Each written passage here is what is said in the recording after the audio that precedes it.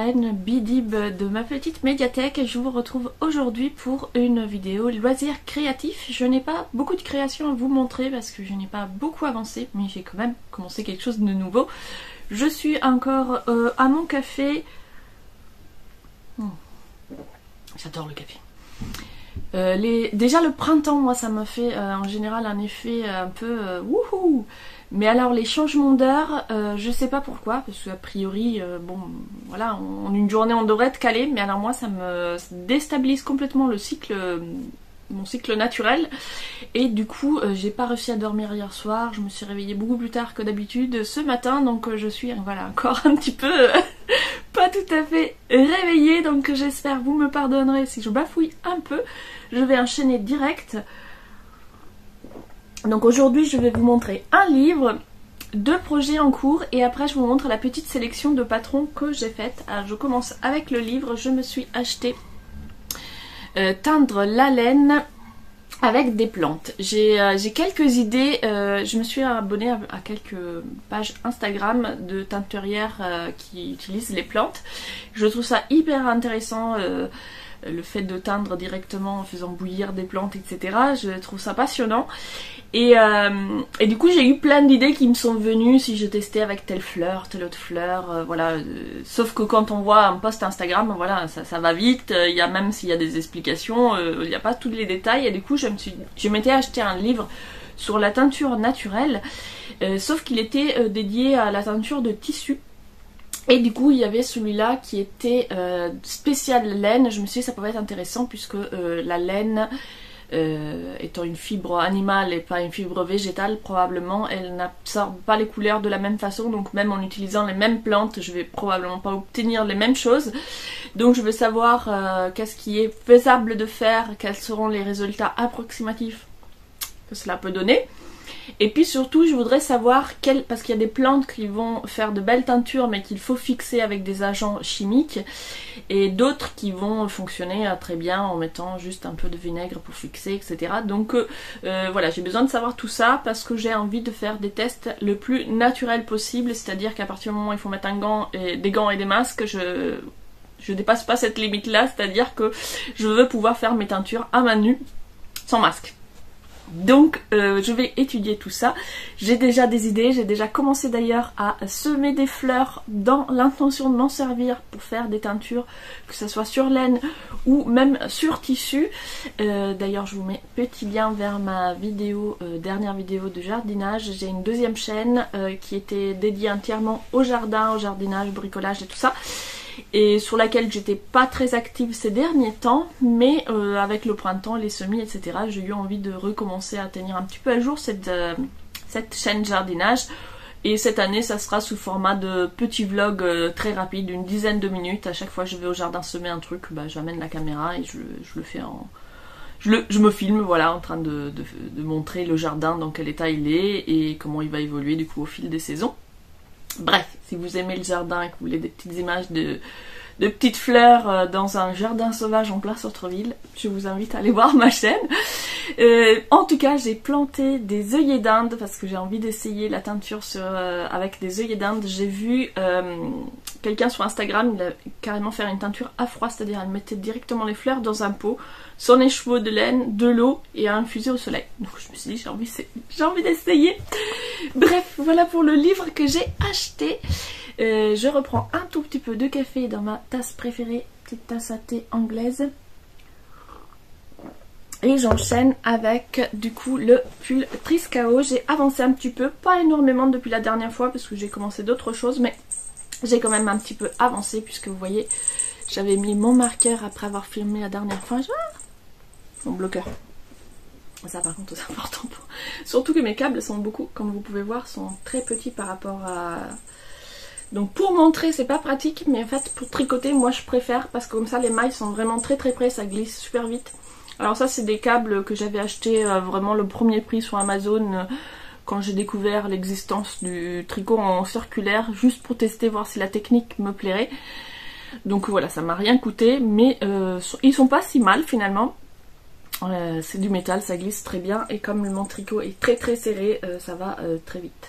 Donc j'en étais à la section raglan et augmentation. Donc là j'ai presque fini cette section là. Il me reste encore quelques rangs à faire avec une augmentation. Je sais plus s'il me reste encore une augmentation ou juste des raglans à faire, je ne sais plus. Faut que je regarde le tricot. Le tricot. Je vous ai dit ce matin, je trouve pas le même mot. Le modèle, le tuto, non. Vous avez compris ce que je veux dire. Hein.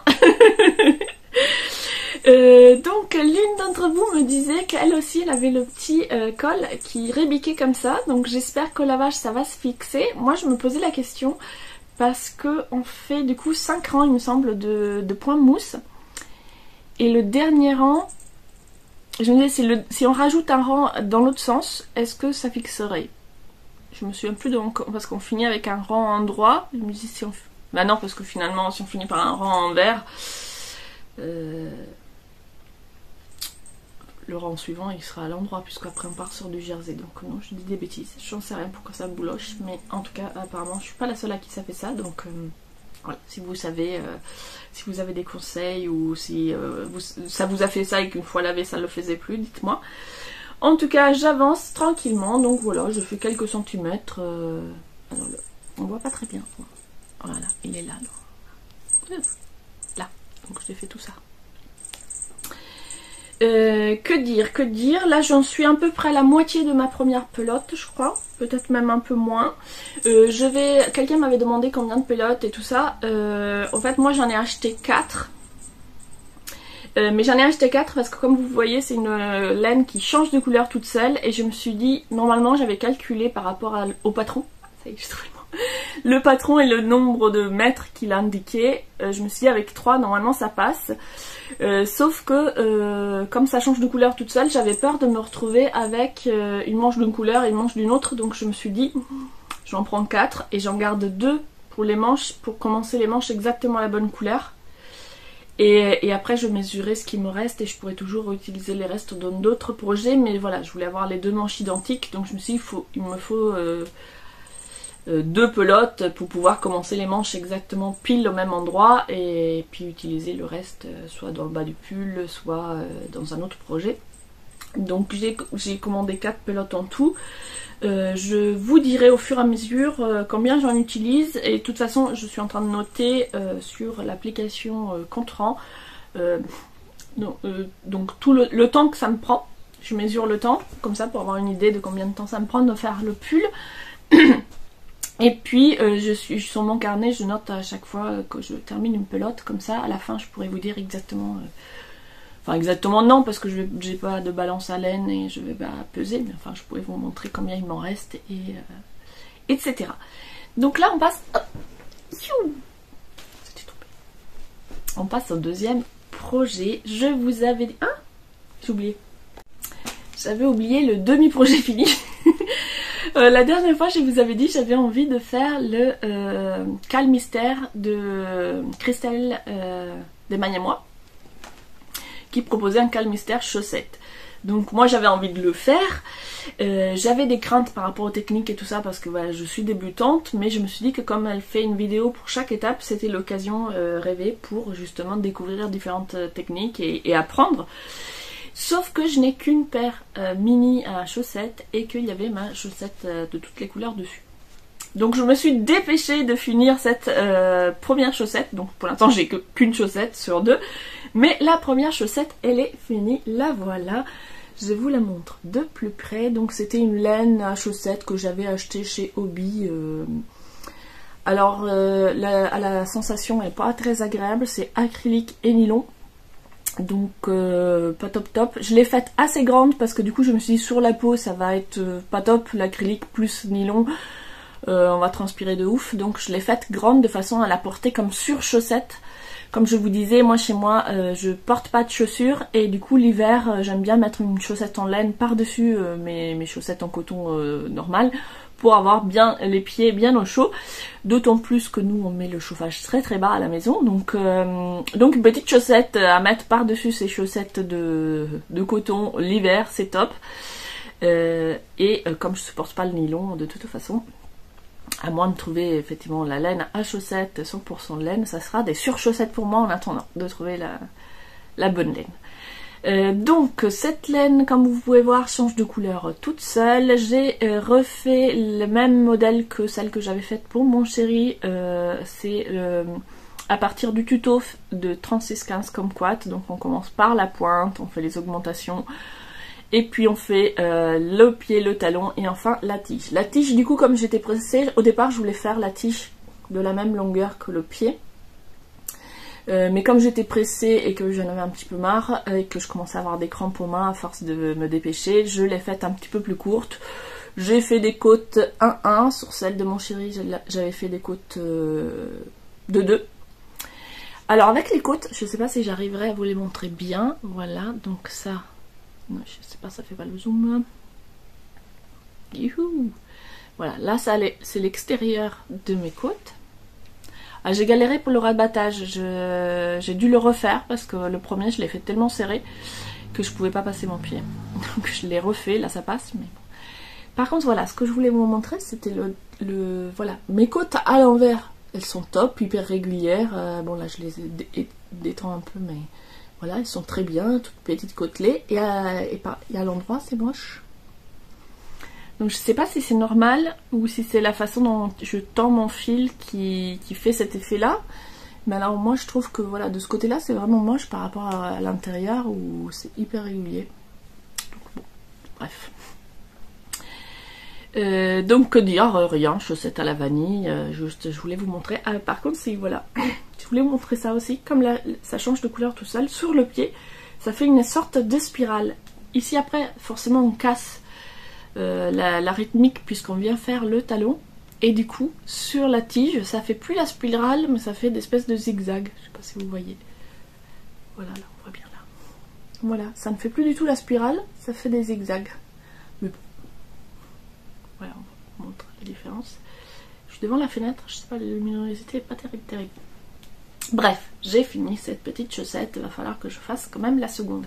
Ah si, du coup, autre chose, je l'ai essayé et donc ça va.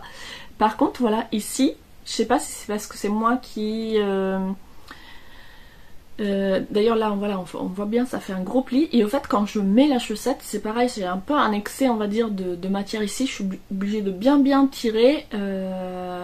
Du coup je sais pas si c'est le modèle, si c'est moi ou quoi, mais j'ai trouvé que cette partie là était pas... je me retrouve avec plein de petits plis de laine, je suis obligée de bien tirer. En tout cas, voici pour cette chaussette, et vous aurez compris du coup quel est le projet que je vais vous montrer ensuite, puisque je me suis lancée, je l'ai reperdu. Ah, c'est pas possible ce matin. Là, faut dire le sac est pas bien grand. J'utilise tous les petits sacs qui traînent dans la maison pour mes projets, j'ai pas de sac à projet, donc je recycle tous les petits sacs à droite, à gauche. Donc j'ai voulu commencer le Cal Mystère de Christelle. Pour l'instant, vous inquiétez pas, je vais juste vous montrer les laines. Je vous préviendrai quand il faudra regarder ailleurs. Donc j'ai choisi, je suis passée à la mercerie à La Rochelle et j'ai pris de la Javol Longue. Et j'ai choisi du coup vert et jaune, des couleurs voilà, qui me faisaient penser au printemps, à une prairie avec les premières fleurs qui s'ouvrent, la couleur pissenlit, bref, ça me faisait penser au printemps.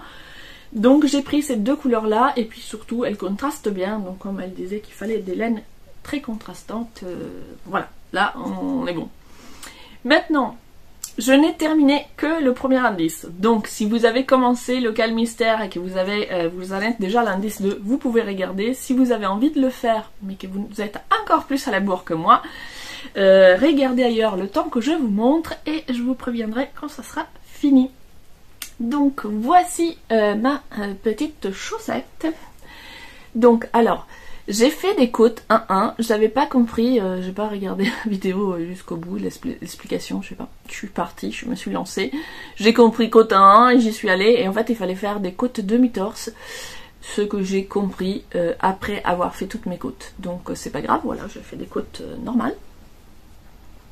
Donc ça me fait exactement la même chose que je vous montrais dans l'autre chaussette, je sais pas si j'arrive à vous montrer bien. Voilà, là ça fait des espèces de trucs comme ça, alors qu'à l'intérieur...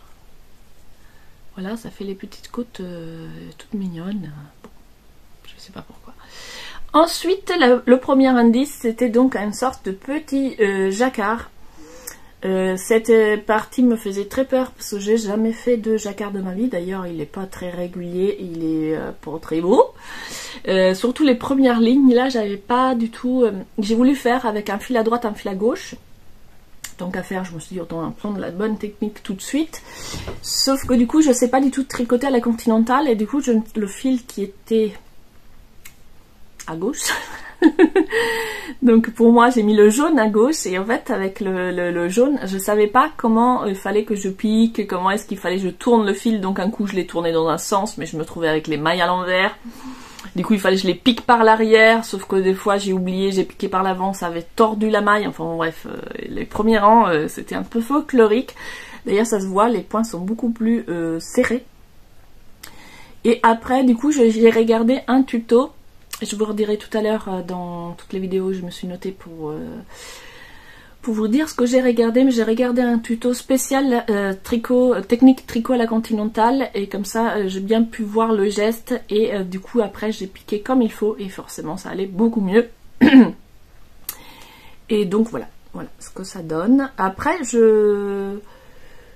visuellement je sais pas trop ce que c'est censé représenter parce que moi j'y vois pas grand chose. Peut-être des fleurs sur une pelouse justement, mais c'est bizarre ces petits aiguilles. Alors je sais pas, j'attends de voir les chaussettes des autres si c'est moi qui me suis trompée quelque part ou si c'est fait exprès que ce soit un petit peu irrégulier comme ça. Voilà. En tout cas, j'étais quand même contente parce que j'ai réussi à faire mon premier jacquard. Ça s'est pas si mal passé que ça. J'ai compris la technique, j'ai pu tisser mes fils. Alors j'ai pas tissé les fils avec une grande régularité parce qu'il y a des fois j'oubliais donc je le faisais après, mais j'ai quand même tissé mes fils. Et donc voilà. J'étais très contente, j'ai appris à faire du jacquard et finalement je me suis dit que c'était pas... à part voilà, une fois que j'ai compris comment il fallait piquer le fil qui était à gauche, je vais y arriver. Après ça a été, je me suis dit c'était pas si pire. Je les tricote du coup sur des mini Adi. Donc le patron préconisait du 2,25. Moi j'en ai pas, je n'ai que une paire à chaussettes, c'est du 2,50. Donc j'ai utilisé ça. En même temps je me suis dit c'est très bien parce que pour faire du jacquard et tout, si je veux pas être trop tendue, de prendre des aiguilles un petit peu plus grandes, c'est pas plus mal. Par contre la particularité, donc je sais pas si j'arriverai à vous le montrer, voilà. Particularité des Adi, c'est qu'il y a l'aiguille, l'aiguille de droite qui est plus longue que l'aiguille de gauche. Pour faire mes chaussettes à la vanille, je trouvais ça très bien parce qu'effectivement on a une meilleure prise en main, etc.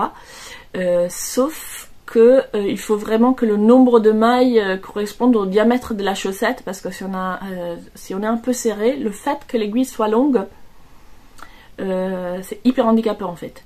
Et là je suis un petit peu juste, par exemple pour faire le premier rang, quand on raccroche en rond, mais j'ai galéré parce qu'il fallait que je tire du coup avec l'aiguille qui elle se plie pas. C'était hyper galère. Une fois qu'après je suis partie dans les côtes, ça allait parce que du coup ça se recentre, voilà, ça se mettait au milieu et ça s'étendait sur les côtés, donc ça allait. Pour le jacquard, c'était un petit peu galère aussi parce que c'était quand même un petit peu serré. Et certains rangs, j'avais du mal à faire coulisser en fait les mailles. Et du coup, je me suis dit que j'aimerais bien tester d'autres aiguilles avec deux petites aiguilles parce que finalement celle-ci, elle est très très petite. J'arrive pas à vous montrer. Celle-ci est très très petite, mais comme on tient très près, finalement je pense que c'est pas gênant. Je la tiens pas là, mon aiguille, je la tiens en haut, donc le fait qu'elle soit très longue, façon de parler. Si elle était un petit peu plus petite, ça ne serait pas gênant au niveau de la tenue. Et par contre, pour ce genre de chaussettes, en tout cas, ça serait plus facile pour faire coulisser les mailles ou voilà. Par exemple, les autres chaussettes, j'étais à 60 mailles, donc ça allait. Là, je suis à un peu moins, je sais plus combien. 58, je crois. 56. Du coup, c'est un peu juste. Et donc je suis en train de voir pour pouvoir m'acheter d'autres aiguilles et de prendre celles avec les 2 aiguilles de la même longueur, les 2 petites, donc soit des mini Adi, non, Chiagou. Je pense que je vais essayer les mini Chiagou. Voilà, voilà. Que dire d'autre? Petite pause café. Donc je voulais acheter la laine, ça y est, j'ai reçu un mail de Hobby pour me dire que ils ont fait le réassort sur les couleurs qui me manquaient pour la laine que j'utilise pour ma température blanquette. Mais le même jour, j'ai reçu un texto de mon banquier pour me dire non. Donc voilà, j'attends le début du mois d'avril pour pouvoir refaire une commande. Du coup, je me prendrai de nouvelles aiguilles à chaussettes. Du coup, tant qu'à faire, je me dis je vais prendre les 2,25. Comme ça, je pourrais tester les deux selon les chaussettes que j'ai envie de faire. Donc je vais me prendre des aiguilles à chaussettes et puis reprendre la laine pour les couvertures. Et voilà. Là, je vais chercher mon carnet et mon ordinateur pour vous faire la petite sélection de patrons. Alors, me revoici, je commence avec la petite sélection de vidéos que j'ai regardées cette semaine. Donc j'ai regardé Mystis Fibrae. Donc voilà, j'ai regardé ses vlogs. Elle a toujours plein de projets avec notamment sa vieille machine à coudre de 1915. J'adore. J'adore. J'ai aussi récupéré une vieille Sanger de... Je sais pas si c'était 1915, mais elle doit être des années 20 en tout cas. De celle qui se replie. Que ça fait une petite table et puis on sort la machine. On me l'avait vendue en me disant qu'elle fonctionnait, mais j'ai jamais eu l'occasion de la faire marcher. Donc pour l'instant, j'ai pas de place chez moi. Et au départ, je pensais la mettre aux étages, mais en fait, elle pèse 1 tonne. Donc c'est juste pas possible de lui faire monter les étages. Donc tant que j'ai pas de place dans ma pièce de vie, c'est mort. Mais du coup, quand j'ai vu Pauline utiliser sa vieille machine, ça m'a donné trop envie de mettre la mienne en route. J'ai regardé aussi Céline Papote et Tricote, ses coups de cœur de mars. J'ai regardé Desmailles et moi qui viennent de fêter ses 5000 abonnés. Donc, félicitations à Christelle. J'ai regardé donc son dernier vlog, bien sûr les vidéos sur le Calmystère. Et j'ai commencé aussi à regarder, mais j'ai pas eu le temps de finir. Elle a fait un vlog sur la création d'un pull du début à la fin, de le choix des laines, etc. Donc je trouvais l'idée très sympa. J'ai pas eu le temps de le finir, mais voilà, je me le note pour le finir tout à l'heure. J'ai regardé Tricotine by Sandrine. Donc j'ai regardé, je sais pas si c'était le dernier vlog ou l'avant-dernier, mais en tout cas elle nous montrait une de ces orchidées qu'elle a fait refleurir. Alors moi j'étais admirative, en plus elle était pleine de boutons de fleurs, etc. Moi les orchidées, elles me voient, elles meurent, elles se suicident, paf, toutes les fleurs tombent dans la semaine. Je n'ai jamais réussi à faire refleurir une orchidée. Alors elles meurent pas vraiment parce que les feuilles elles restent là, du coup je peux même pas les jeter parce que bon, je vais pas jeter une plante moi. Du coup, voilà, j'ai des morceaux d'orchidées avec des feuilles un peu partout. Bah, il m'en reste qu'une. Les autres, j'ai réussi à les tuer complètement, mais pour l'instant, il m'en reste une qui a des feuilles vertes. Mais voilà, c'est juste des feuilles d'orchidées depuis 3 ans. Donc, voilà, j'espère que Sandrine va me donner, enfin, nous donner du coup dans son prochain vlog quelques conseils pour faire refleurir ces orchidées et que cette fois j'y arriverai. On m'a donné plein de conseils, mais ça marche jamais. J'ai regardé Au fil de la ruche, son vlog, voilà, j'ai découvert cette chaîne, elle m'avait été d'ailleurs conseillée dans les commentaires et j'ai beaucoup aimé. J'ai regardé le vlog de Malorae Design. Et puis voilà, tout à l'heure je vous parlais d'un tuto sur le tricot à la continentale, donc c'était Clotricot. Donc bien sûr je vous mets en barre d'infos tous les liens vers les chaînes que je cite. Et enfin, j'ai regardé hier le vlog de Au fil de russe. Voici pour ce que j'ai regardé. Maintenant, je me décale un petit peu. Je vais vous faire la présentation des modèles. Donc, je vous proposais de vous partager avec vous une sélection de modèles gratuits de pulls parce que j'avais passé beaucoup de temps sur Ravelry à sélectionner un certain nombre de modèles gratuits. Donc autant partager avec vous. J'ai fait un article sur mon blog avec tous les liens, donc je me suis dit ça serait plus simple comme ça plutôt que de mettre en description tous les liens. Donc je mets en description un lien vers mon blog sur lequel vous trouverez pour chaque modèle le nom, la photo, les liens et quelques infos de base. Donc pas la peine de faire des captures d'écran ou de noter les noms. Si jamais vous voyez quelque chose qui vous intéresse, vous aurez juste à aller sur le blog et vous retrouverez tout. D'abord quelques critères de sélection. Donc j'ai beaucoup de modèles sur ma bibliothèque parce que j'avais déjà fait une première sélection avec ma fille pour qu'elle choisisse des modèles qui lui plaisaient, mais finalement j'avais acheté une laine trop fine, donc j'ai évidemment pas pensé à la prendre avec moi.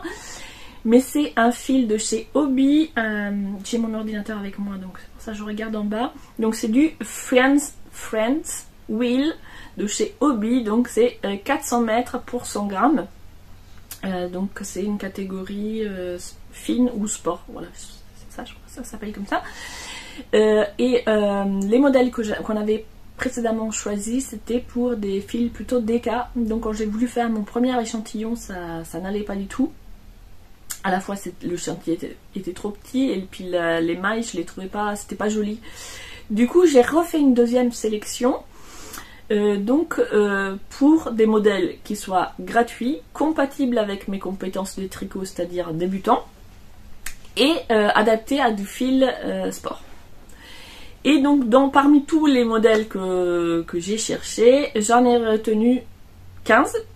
Si ça vous intéresse pas, du coup, vous pouvez partir maintenant parce que voilà, je vais présenter 15 modèles de pulls, donc si ça vous intéresse pas, merci d'être arrivé jusque là et à la prochaine. Si ça vous intéresse, restez avec moi, je vais vous incruster ici les photos de chaque modèle dont je vais vous parler. Je regarde vers le bas parce que j'ai mon ordinateur, sinon je vais jamais réussir à tout retenir.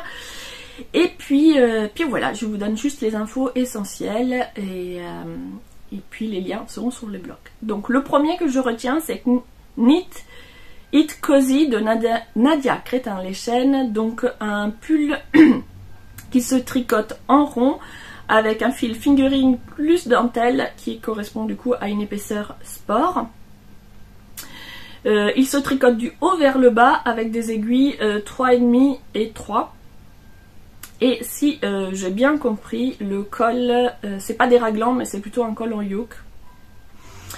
Il est disponible en 9 tailles différentes. Ensuite, ça va être des numéros parce que ce sont des modèles de chez Drops.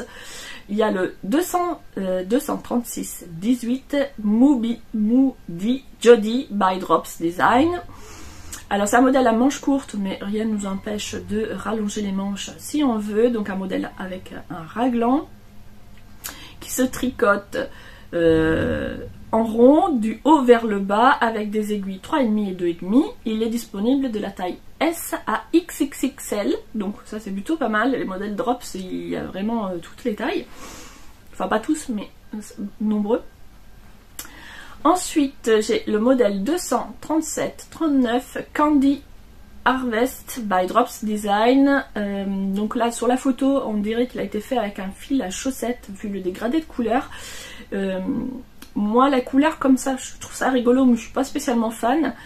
Mais rien n'empêche d'utiliser voilà, un fil uni et de retenir que le modèle. C'est un modèle avec un col montant, qui se tricote en circulaire du haut vers le bas avec un col double, voilà. Un col double, des aiguilles 5,5 et n'importe quoi. Ah, je suis désolée, en fait, je suis dyscalculique, donc les chiffres, je les prononce à l'envers. C'est 3,5 et 3. Il est disponible de la taille XS à la taille XXL. Encore un modèle de chez Drops que je trouvais plutôt sympa, le 221-25 Sweet Sea by Drops Design. Alors, il se tricote en circulaire toujours, du haut vers le bas avec des aiguilles 3 et 2,5. Et il est disponible de la taille S à XXL. Il a l'air très simple, mais j'aimais bien justement sa coupe très épurée. Ensuite, j'ai choisi un modèle qui est présenté comme un modèle homme, mais justement pour une jeune fille, je trouve voilà le modèle il est très bien unisexe, ça marche pour tout le monde. En tout cas, moi je l'aime bien. Donc c'est le 219-7 City Glow by Drops Design. J'avais d'ailleurs vu circuler un modèle qui lui ressemble beaucoup, mais qui est d'une designeuse, je ne sais plus laquelle, et qui n'était pas payant. Et en fait, visuellement en tout cas, ça a l'air d'être exactement la même chose. Qui n'était pas payant, qui était payant. Je sais même plus ce que je dis. Bref, celui-là je l'aime beaucoup. Je ne sais pas par contre, je dis débutant, celui-là je ne sais pas trop les petites côtes sur le haut, si c'est qu'est-ce que c'est comme technique. Mais après, bon, voilà, même quand on est débutant, il faut bien apprendre de toute façon. Donc il se tricote en circulaire du haut vers le bas avec des aiguilles 3 et 2,5 et il est disponible de la taille S à la taille XXL. Autre modèle homme que j'ai sélectionné, j'aimais bien les raglans avec une double bande et qu'on retrouve sous la manche. Un col roulé, donc c'est le 135-13 Firenze by Drops Design. Il se tricote en circulaire avec des aiguilles 4 et 5. Donc là, à voir pour l'échantillon parce que normalement il était préconisé effectivement avec un fil sport. Mais des aiguilles 4 et 5 sur un fil sport, je trouve que ça va être très déjaugé. Ou alors il faut peut-être avoir un film qui gonfle beaucoup une fois qu'on l'a tricoté, je ne sais pas. Et il est disponible de taille S à XXL. En tout cas celui-là, c'est pas celui que je vais sélectionner là, mais en tout cas j'ai bien envie de le faire, peut-être même pour mon chéri, pourquoi pas. Quoique, je ne sais pas si je vais lui faire des pulls, parce que genre le seul pull que j'avais fait, à part de la layette pour bébé quand je faisais du tricot en aiguille, pas circulaire, à plat, c'était un pull pour lui.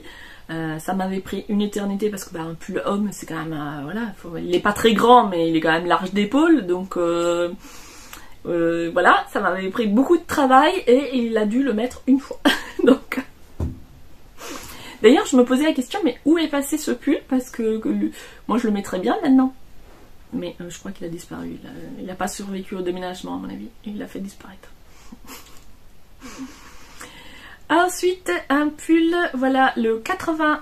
je recommence. 88-24A, tout simplement appelé Pullover by Drop Design. Ce que j'ai trouvé intéressant, là, c'est la texture, puisque c'est du jersey à l'envers.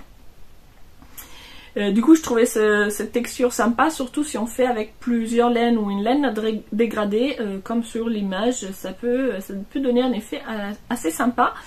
Et pourquoi pas, après il faut voir au niveau des coutures et tout ça comment ça rend, mais pourquoi pas si on a un truc comme ça qui puisse se porter selon l'humeur, soit en jersey envers, soit en jersey endroit. Celui-ci il se tricote à plat avec des aiguilles 6. Donc voilà, avec un jersey envers de la taille 6 à de la taille S à XXL. Alors avec des aiguilles 6, là c'est pareil, je me pose la même question que tout à l'heure. Des aiguilles 6 sur un fil fin, ça va être hyper déjaugé, donc je ne sais pas. À voir, tester. Encore un pull très coloré, en tout cas sur le modèle qui est proposé, le 68-11, le Loosely Knit de Pullover by Drop Design encore. Donc ici il est fait avec une laine, j'ai l'impression que c'est une laine autorayante ou peut-être plusieurs laines. En tout cas voilà, c'est un petit col V pour changer un peu des autres. Il se tricote à plat avec des aiguilles 3 et 5 et il est disponible de la taille S à XL. Ensuite le 75-6 Sweater by Drops, il se tricote à plat toujours avec des aiguilles 4. Alors celui-ci c'est rigolo parce que lui il se tricote qu'avec des aiguilles 4 et sur la photo on voit bien qu'il est déjaugé, alors que les autres c'était aiguille 6 et sur la photo ça n'a pas l'air déjaugé du tout, donc bon. Et celui-ci, si je vois bien sur la photo, on dirait du point mousse. Mais comme il se tricote à plat, à la limite le point mousse à plat c'est mieux. Ensuite, encore un modèle de chez Drops, le 01323 Radiant Darling Jumper. Une coupe très simple avec une bande de raglan assez large qui a l'air sympa. Donc je me disais voilà, pour une jeune fille ça pouvait être sympa. Donc il se tricote en circulaire du haut vers le bas avec des aiguilles 5 et 4. Il est disponible de la taille S à XXL. Alors ensuite le modèle suivant, Semplicemente by Agatha Coltraro, je vais y arriver, qui est disponible gratuitement sur Ravelry, mais il n'est disponible que en italien et en anglais. Il se tricote en circulaire du haut vers le bas. Celui-là il a l'air effectivement très simple, c'est un modèle basique mais qui me tente bien.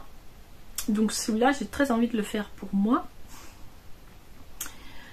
Et ensuite nous avons encore un pull avec une variation de couleurs, avec une très grande bande de raglan en alternance point mousse et point jersey. Donc c'est le 217-26 Sunset Glow Jumper, toujours par Drops.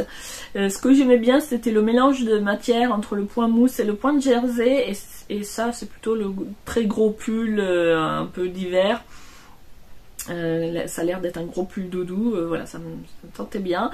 Il se tricote avec des aiguilles 5 et 4 et il est disponible de la taille S à la taille XXL.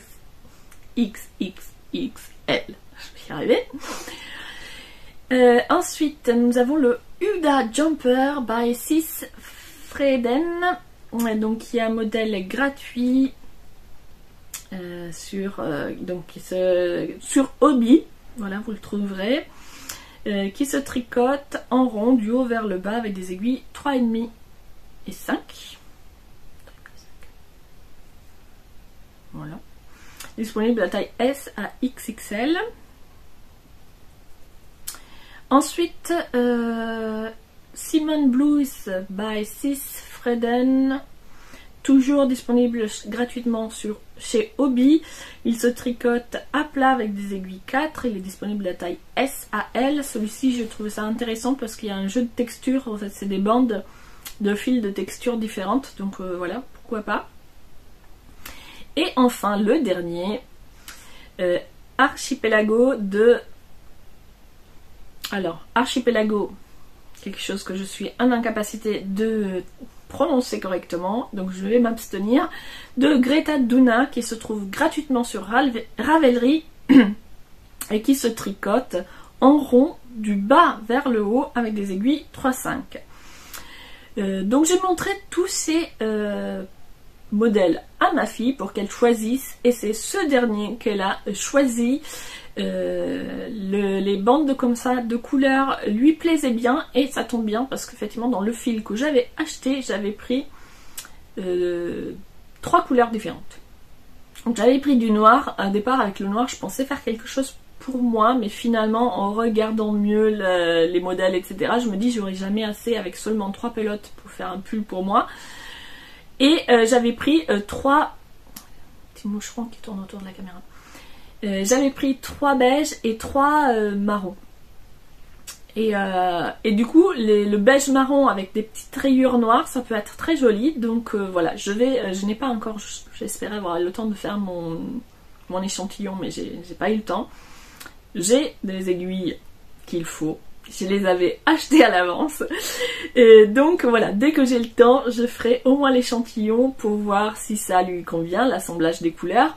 Et puis je partirai sur ce modèle là, les explications sont très sommaires, voilà, c'est directement sur la fiche de description, il y a c'est disponible en anglais et en norvégien. Du coup j'ai pris les explications évidemment en anglais, et je me les suis copier-coller, imprimées, mises en page. Et je les ai gardés en anglais pour pouvoir justement annoter les traductions à la main et me familiariser avec les termes anglais, puisqu'il y a énormément de modèles qu'on trouve en anglais. Donc voilà, ça va me permettre de me familiariser avec les termes anglais. Les explications sont très sommaires, donc je ne sais pas si je vais arriver à tout comprendre. Bon, la première partie, ça va être en rond du bas vers le haut. C'est arriver au niveau des manches, parce qu'on fait le corps. Après on fait les manches, et après on vient attacher les manches au corps pour faire la partie du haut. Et cette partie là d'explication, je suis pas sûre de tout comprendre parce que je n'ai pas l'habitude de faire des pulls, donc pour moi ça va pas de soi. Je verrai au moment où j'y serai, voilà, je vous demanderai si jamais j'y arrive. En tout cas, j'espère que cette petite sélection vous a intéressé. N'hésitez pas à me laisser en commentaire s'il y a des pulls que vous avez envie de faire sur cette sélection. Et puis j'en ai sélectionné d'autres. On m'avait aussi demandé si je pouvais faire une sélection de pulls au crochet. Donc ça viendra plus tard. Là peut-être la prochaine sélection, je le ferai pas tout de suite, hein, mais j'ai déjà de quoi faire toute une sélection de pulls gratuits, mais pour du fil DK. Et après, je vais étudier un petit peu, voir les modèles que j'avais de pulls crochet. Alors le truc, c'est qu'avec le crochet, soit je faisais grâce à des tutos suivis pas à pas sur YouTube, soit je prends des diagrammes. Donc, mais bon, je vais fouiller un peu dans mes archives, voir si je trouve des choses intéressantes à partager avec vous. En tout cas, voilà, ma sélection est finie pour aujourd'hui. J'espère que cet épisode vous a plu. Laissez-moi vos commentaires, ça fait toujours plaisir. Puis si le cœur vous en dit, à mettre un petit pouce et à vous abonner. Je ne vous ai pas dit ce que je portais aujourd'hui, mais de toute façon vous les voyez repasser parce que j'en ai pas 50 des pulls fait main. Donc c'est un pull au crochet en point granny. Qui se construit... le col je l'ai fait après, voilà, et ça se construit avec ça, c'est le premier rang. Et donc on choisit un multiple de 4 pour faire les manches et le devant, le dos. Ici c'est tout simplement, on vient faire 2 groupes de 3 brides au lieu d'un pour faire les agrandissements. Et dans les manches, au lieu de faire 3 brides, on n'en fait que 2. Au départ, j'avais fait des manches qui étaient vachement resserrées au poignet, mais en fait la laine que j'ai utilisée se détend énormément. Donc déjà je m'étais retrouvée avec des manches là, donc je les avais défaites, ça s'est encore détendu, donc elles sont très longues. Je me pose la question de défaire encore un rang ou 2. Après moi j'aime bien les manches très longues parce que comme ça on peut mettre les mains au chaud. Mais effectivement voilà, c'est plus du tout resserré au départ. Je voulais quelque chose qui fasse un peu manche ballon, mais voilà, ça s'est trop détendu. Et le col, je suis venue le rajouter après parce que c'était beaucoup trop large pour moi. Et puis finalement ce fil, c'est de l'acrylique, mais il est très chaud. Malgré le fait qu'il soit ajouré, en fait il est très chaud, du coup ça convenait pas à quelque chose de si échancré. Donc je suis venue rajouter un col. J'ai tout simplement fait du point élastique, voilà, qu'on vient enrouler sur la bride de devant, un coup derrière, un coup devant, et voilà. Sur ce, je vais aller travailler parce que c'est l'heure et que ça fait un moment que je parle. À la semaine prochaine pour un nouveau épisode de Loisirs Créatifs et à dimanche pour un vlog lecture.